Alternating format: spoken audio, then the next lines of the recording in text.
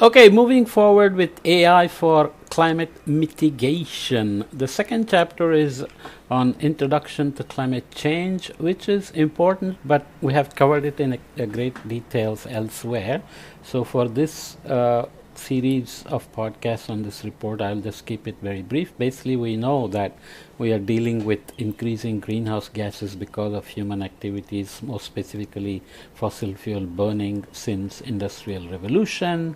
Sun's energy comes in and the thermal energy that has to go out is trapped by the greenhouse gases, which is a good thing. Greenhouse effect has allowed us to evolve ourselves as well as all the life forms on Earth, keep water in all its forms, liquid, frozen, and water vapor, and so on. But too much of a good thing when we increase greenhouse gases, because we begin to trap more and more thermal energy. So we begin to increase the temperatures, and then evaporation increases, humidity increases, extreme rainfall, storms, sea level rise, glacier melt, all these bad things begin to happen. And it's been a problem we are trying to solve now under the United Nations Framework Convention on Climate Change for a while. So we have to track emissions for this purpose, and we have a lot of good data in what we call paleoclimate proxies for temperature and past CO2s and so on. So using the air bubbles trapped in ice cores, which can grow to several kilometers over land like Antarctica and Greenland, and we have gone back 800,000 years using this approach, and even much further back to tens of millions and hundreds of millions of years in the back, using sparse data and models and so on and so forth. So this is a beautiful data that is looked at by many suddenly I got dry throat. Many papers and so on. I have detailed discussions on this from a climate science perspective. It's beautiful time series showing CO2 in parts per million going back to 800,000 years on this scale. This is the modern time, so we're going back in time, or you're going forward in time this way. So ice core data, and then we are adding modern data here at the end.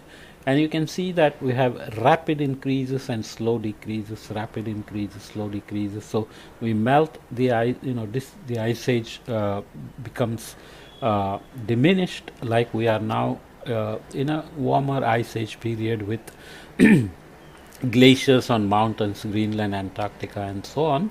But when you have a full glaciation, then you have glaciers coming all the way down Europe, North America, and getting colder and colder everywhere, dustier, and sea level drops because you lock up the evaporated water as glacier on land and so on.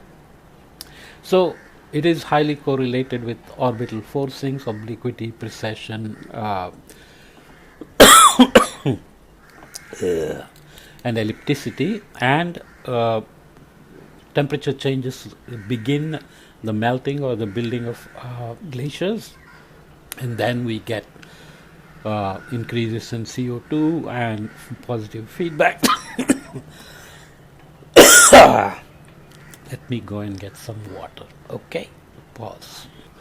So I don't know whether it's my allergy that is still not going away or just dry weather. Mumbai is a very humid place, but now the monsoon is gone. Cold weather has cooler weather has set in, and it's drier.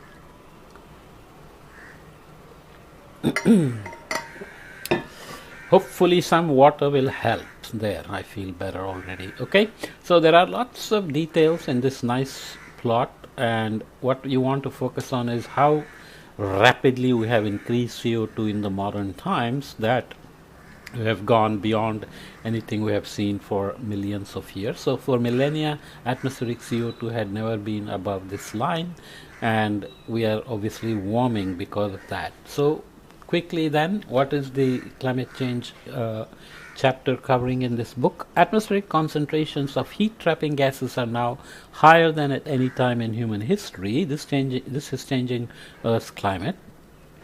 July 2023 was the hottest month ever recorded. in instrumental records, but people have extended back with these kind of ice core records and so on. The 9 warmest years ever recorded have been the last 9 years. Severe storms, droughts, floods, and wildfires, all made more likely by global warming, have caused extraordinary damage in recent years. Sea level rise threatens coastal cities around the world. The Paris Agreement, adopted by over 190 nations in 2015, calls for holding the global average temperature increase to well below 2 degrees C above the pre-industrial levels, and pursuing efforts to limit the increase to 1.5 degrees C. So you will have to figure out whether these are really scientific targets. I've discussed this elsewhere, not so relevant here, but those are nice numbers. So good, as you know, the lower the warming we keep stick to, the better it is, right? The world is not on a path to achieve these goals. Policies currently in place would result in a global average temperature increase of roughly 3 degrees C by 2100, and many of these policies are not fully implemented. So ideally, if we implemented all the policies we have now, we would still cross 3 degrees C, but they are not even fully being implemented. AI is making important contributions to scientific understanding of climate change. AI is improving climate model performance, providing more advanced warning of extreme weather events, and helping attribute extreme weather events to the increase in heat trapping gases in the atmosphere. AI's contribution to climate science will grow in the years ahead. I've discussed this already in the previous podcast from other reports and papers, where we have looked at how AI is helping improve models, make direct predictions, and merge models and data, and making better predictions, faster predictions, and so on and so forth. So limitless potential there. This is another key seminal figure. Charles David Keeling started collecting data in the 1950s. Quickly it became obvious we are increasing CO2, the up and down, the photosynthesis taking off during spring and then declining during fall winter months. So you see up and down during each year, and then there is an increase happening, and this is tracked very diligently by his son Ralph Keeling right now. And the main message here is, despite all the negotiations, Paris Agreement, etc., we haven't bent the curve. We're still increasing. The key question is, when will we increase, and when will we need to stop bending this curve downward to stay within 2 degrees C or 1.5 degrees C, and how AI can help. So what are the barriers then to actually monitoring greenhouse gases? This is the topic of this chapter. The use of AI to harness satellite imagery and other data sources is one of the most promising developments for greenhouse gas emissions abatement. However, there are important barriers. So each chapter has this section of barriers, ways forward, and so on. And I'm going to skip many of these things and just pick the most salient of the points, because otherwise this will become a full course, semester-long course, which is not the purpose here, just in terms of the topic. Okay. I do have full courses for other topics, but AI for climate, I'm taking brief points from different reports. If there's a very good textbook that comes along, then maybe I'll cover it as a course as well. Okay? So barrier, lack of literacy, just people not knowing. So AI literacy limits the ability of data users to analyze greenhouse gas initiatives, integrate these data into their operations, and generate customized products and applications based on these data. So AI literacy is a handicap there. So to realize the full potential benefits of AI for greenhouse gas emissions monitoring, AI literacy must be broadly improved, including in developing economies. And a nice figure of a cyclone with its hurricane with its circulation. Barriers also include conflicting AI-enabled greenhouse gas emissions data. So with the proliferation of Earth observation satellites being launched in the near future and new startup companies competing in the AI for climate space, different providers could potentially release conflicting measurements. This could undermine public confidence in the accuracy of AI-enabled greenhouse gas emissions data. This challenge could emerge with respect to methane emissions in particular, in the years ahead, the Environmental Defense Fund plans to launch Methane Sat, and there are other satellites that I won't go into. So the proliferation of methane tracking sources could lead to real or apparent data inconsistencies requiring integration and harmonization. Essentially, unlike CO2, which is a well-mixed inert gas that lasts for a long time, you can measure it at 1 or 2 points to get a hemispheric average very easily. Methane, is a very local thing, has only residence time of 10 years and very non-uniformly distributed because it's not well mixed, and it gets oxidized easily as well, and so on. So not all data can be measured as easily and ensured in terms of quality control and harmonization, integration, etc. And N2O creates even bigger problems in this sense. Okay, sovereignty concerns data. We talk about open source data, but who owns it, and how do we make sure that the data is used for benefiting all, and contributors also benefit, and it's not misused, and privacy concerns, all kinds of issues can come from that side. Uncertain financial models. The tension exists in the current development of AI tools for greenhouse gas emissions data. The technological innovations behind these new tools are developed by private sector enterprises that must generate revenue from the sale of the data to recoup their investment and fund further research and development. So this is the mode of operation. We cannot do anything else unless somebody just pays for everybody to collect data. However, the data must be as widely shared as possible and ideally made available to the public in open access to facilitate global acceptance of the accuracy. Protecting the intellectual property in many AI-enabled data technologies is essential to the financial success of these private sector enterprises and thus to innovation in AI data technologies, but may limit public acceptance of GHG emissions data. Kind of a broad concern, but you know that countries may also have incentives or motivation to hide their emissions because you have committed to Paris Agreement, you have promised to reduce your emissions, and if you are not able to keep up, can you fudge the numbers? Then is there somebody monitoring saying, hey, you are fudging your data, and so on, right? So what are the next steps? Several measures could help address the barriers described above and could promote the use of AI tools for greenhouse gas emissions monitoring. GHG emissions, I don't know whether it's easier to say greenhouse gas or GHG. Promote AI literacy. As we said, this can be a barrier, so promoting literacy obviously makes life easier.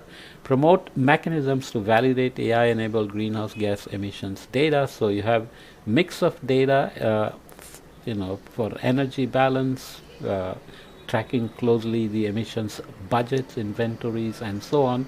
So you have many new satellites being launched, as we just said, but mechanisms to validate these vast and disparate sources of GHG data has to be very carefully done, especially if we are going to assign blame or responsibility for emissions to specific countries under the umbrella of Paris Agreement, because monitoring, verification, and reporting is going to be a critical part of that.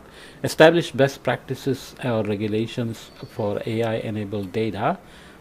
You know generally what that means. To strengthen public trust in AI-enabled GHG data and foster their use, firewalls could be built between companies in the data generation business and those selling low-carbon certification products based on these measurements. So greenwashing and fudging and corporations promising decarbonization and cheating are all under this in terms of best practices and regulations. Okay. Little bit more here. What else can I read? Data generation and certification could be decoupled so that the sale of AI-enabled GHG measurements is not conditioned on the favorability of the outcome to customers. So if customers say, I will monitor my own emissions and report it, who will verify it and who will make sure that everybody is doing it honestly and consistently at precision, accuracy, etc. So cheating is not possible. Set up one or several global owners of AI-enabled greenhouse gas emissions data. This is a good idea, but again, all the issues of sharing and being very honest come into handing over ownership.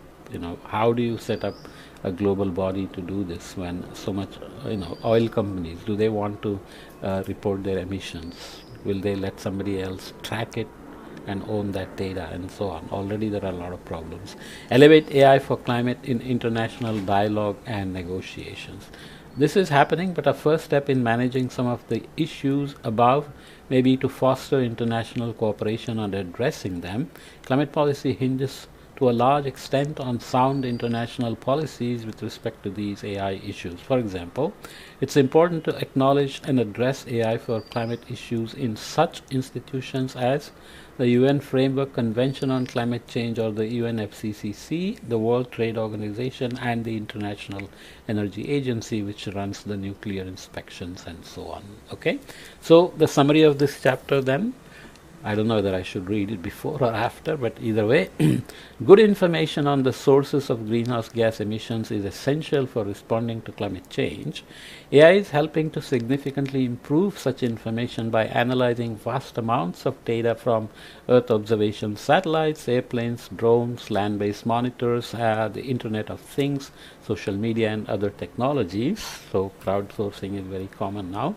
AI has been particularly important for improving methane emissions monitoring. AI helps to process data from the methane sensors at scale, combine input from multiple satellites to overcome each particular satellite's limitations, let's say in spatial and temporal coverage, integrate satellite information with data generated by other types of sensors to build multi-scale monitoring and reporting systems. So satellites have tendency to look at a certain scale, and they have tracks along which they measure data, but in situ observations can add and complement. AI is being used to better understand the sources of CO2 emissions as well. AI algorithms can be trained to survey the world's vegetation at high spatial resolution and to precisely measure the amount of biomass carbon sequestered in forestry and other forms of vegetation at scale and at a negligible cost. Cost is always critical for making this a sustainable effort. Barriers to using AI for emissions monitoring include lack of AI literacy, conflicting data, sovereignty concerns, and uncertain financial models for providing AI-enabled GHG emissions data. Just re-emphasizing. Measures to help address these barriers include promoting AI literacy, establishing best practices and mechanisms to validate AI-enabled GHG emissions data, setting up one or more global owners of AI-enabled GHG emissions data, and elevating AI for climate in international dialogue and negotiations. Should we read some more? This is for the power sector. Application of AI to help the power sector be a part of the climate mitigation effort. This is already 18 minutes, so let's leave this here and come back and do next 2 chapters in the next podcast, let's say. Okay, we'll take our time, no rush. See you in the power sector and whatever comes after that.